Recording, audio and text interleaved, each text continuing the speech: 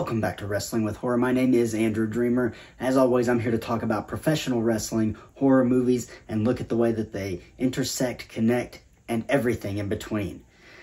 Now, today, we've got a bit of wrestling news to cover. A lot of big things have happened over the past couple days, and I think it's only right that we kind of look at those things and discuss them just a little bit. First and foremost, Friday Night SmackDown was in my home state this week, and something pretty big happened. You had the Bloodline in the ring. You had Roman Reigns, Paul Heyman, Solo Sikoa, and the Usos all in the ring. And then here comes Jey. He's talking to his brother. Jimmy's out there. He's talking to Jimmy. He's telling him, all this stuff.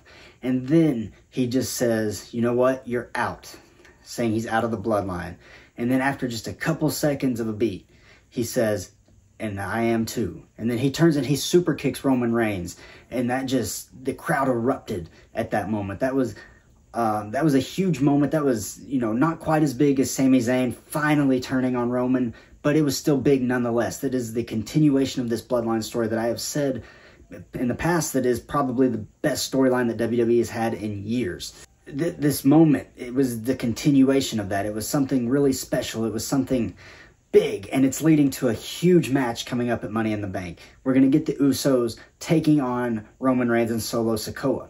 Now, during this moment, Roman Reigns was obviously on the ground for a minute. He was kind of in shock. Solo was kind of in shock as well for a moment. Then he tried to attack his brothers only to get super kicked and laid out. He got out of the ring, and then Roman Reigns starts kind of gathering himself. He gets up, he slams the mat, and then he takes a double super kick and gets just flattened by his cousins.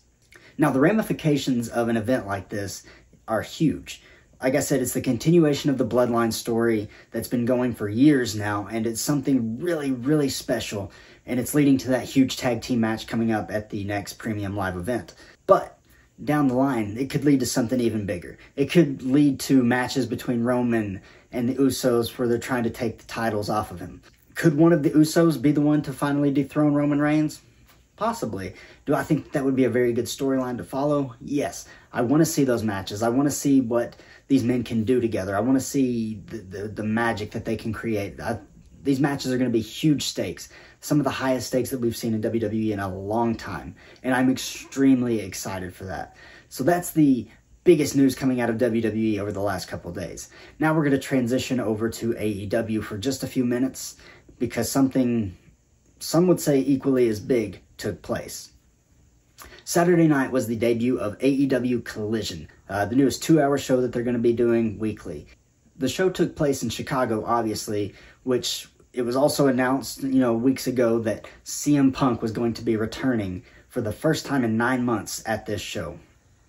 He'd been on the shelf with a complete tricep tear and, of course, the brawl-out incident. He came to the ring to open the show.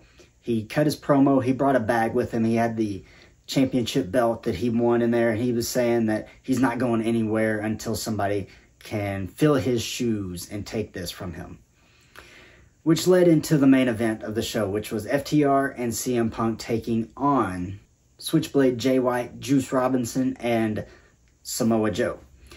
Now, this match was a pretty big match. If you follow wrestling for years, you know that CM Punk and Samoa Joe had what some consider to be the greatest trilogy of matches back in Ring of Honor in the mid-2000s. And they kind of picked up here. The action was pretty good. And this was just another big moment in professional wrestling. Now, obviously, the thing that everybody still wants to talk about is the relationship between CM Punk and the Elite.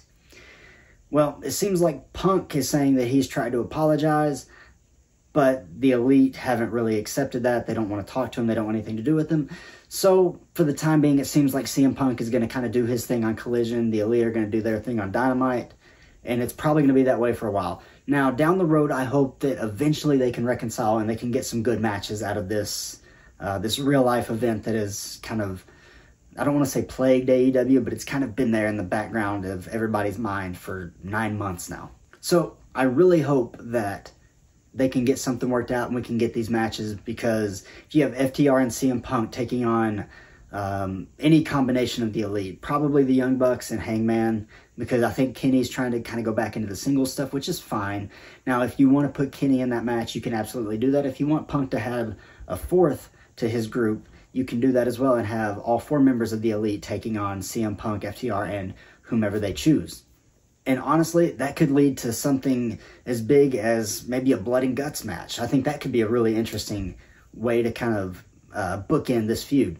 All of this is predicated on CM Punk and the Elite working on their differences, sitting down together, and just kind of talking it out. Because there's not a lot that can't be solved by just, talking to somebody, getting your side of the story out there, and then just an apology from everybody involved.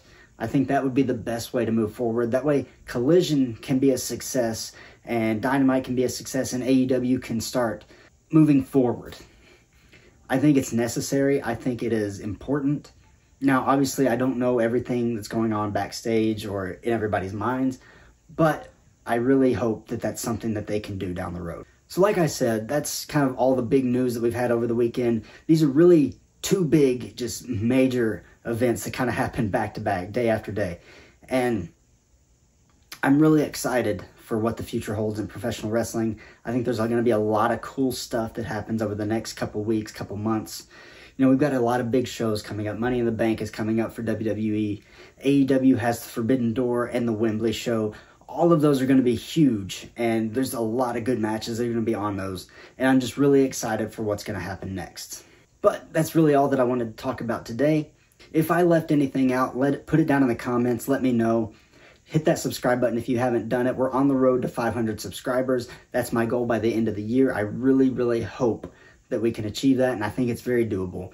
Just go ahead and hit that subscribe button. Turn your notification bell on. Leave a like on the video. Leave a comment, even if it's just an emoji. All of that engagement helps me a ton, and it lets me know that I'm doing something right. And if there's something that you would rather see me do, let me know that as well. I'm open to any suggestion of any kind, really. But until next time, my name is Andrew Dreamer, and this is Wrestling with Horror.